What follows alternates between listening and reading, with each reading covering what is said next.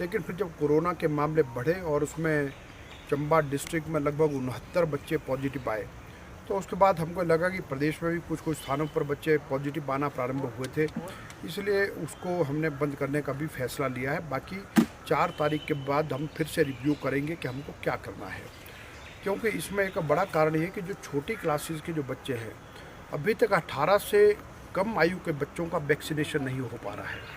और जो 18 प्लस है, इसमें हिमाचल प्रदेश ने कीर्तिमान स्थापित किया है कि देश में 100% जो है अपनी वैक्सीनेशन किया है। और इसमें जो हायर एजुकेशन जो +2 के बाद की, उसको सबको हम प्रारंभ कर रहे हैं और 1 सितंबर से हमारे कॉलेज और विश्वविद्यालय इत्यादि सब खुल जाएंगे, तो इसलिए वो तो हम प्रारंभ कर रहे हैं।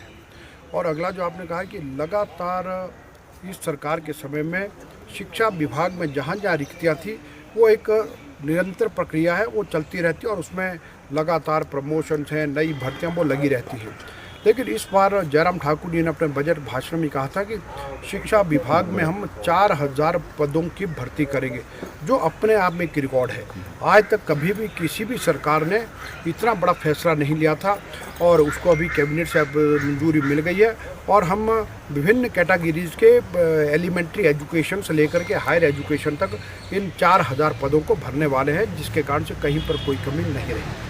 सर, पिछले कल जो जनसभा को संबोधन किया मुख्यमंत्री ने, और जिसके बाद जो है वो 100 करोड़ से ज़्यादा की परियोजनाओं के शिलान्यास और उद्घाटन किए हैं, उसको लेकर कांग्रेस ने आज आरोप लगाया है कि सरकार उन परियोजनाओं का उद्घाटन और शिलान्यास कर रही है जो उनके कांग्रेस के कार्यकाल में किए।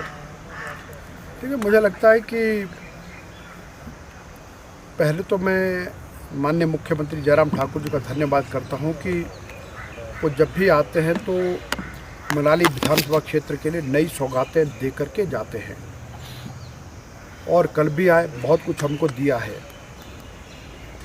अब कांग्रेस के लोग जो आरोप लगा रहे हैं, वे हास्यास्पद भी हैं और सबकी समझ से परे भी हैं कि कब कहाँ पर उनका क्या योगदान रहा।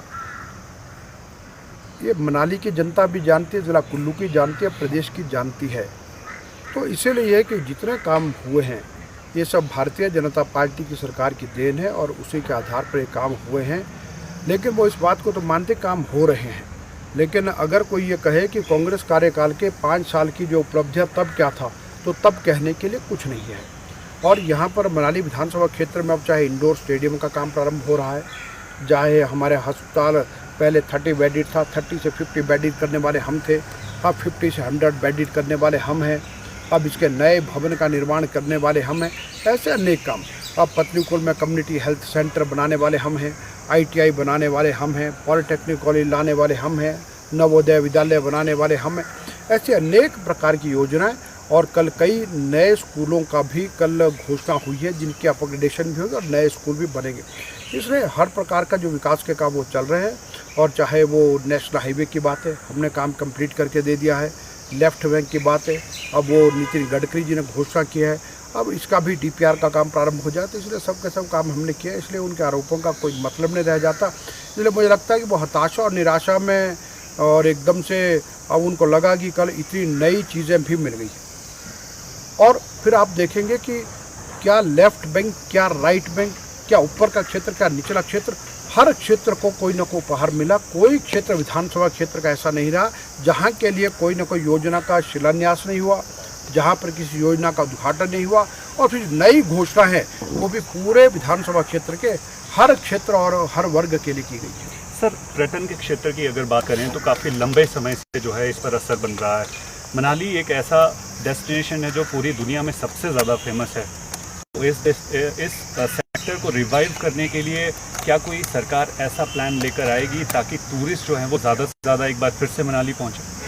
देखिए, जहाँ तक पर्यटन की बात कही आपने, मेरा तो ये कहना है कि आज तो हमको लोग मिलते हैं, लगभग हर क्षेत्र कोरोना के कारण से प्रभावित हुआ है। चाहे वो ट्रांसपोर्ट का क्षेत्र है, पर्यटन का क्षेत्र है, चाहे वो किसान बागबान के लिए है, यानी कोई क्षेत्र ऐसा नहीं लगता जो कोरोना के कारण से प्रभावित नहीं हुआ है।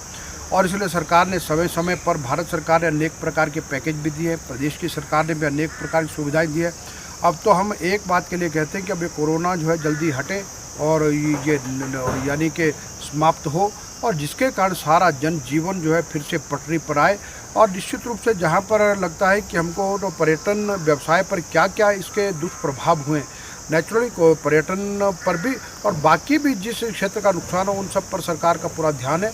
और जैसे लगेगा कि सबको इस परेशानी कैसे निकालना उस सबको करेंगे।